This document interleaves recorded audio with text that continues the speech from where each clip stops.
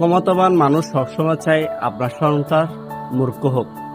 তারা ইংরেজদের মধ্যে শাসনের নামে শোষণ করে যায়। একটু তাকিয়ে দেখুন, আপনার সন্তানদের ভবিষ্যৎ ধ্বংস করার জন্য তারা বিভিন্ন ধরনের পাপ পেতে রেখেছে। আপনার সন্তান যাতে মেধা যাচাই বাছাই করতে না পারে, তার জন্য প্রথমে স্কুল থেকে পাশ ফেল তুলে ফেলা হলো। আপনার সন্তান যাতে মোবাইলের প্রতি আসক্ত হতে পারে, তার জন্য বিনামূল্যে স্কুল থেকে মোবাইল দেওয়া হয়।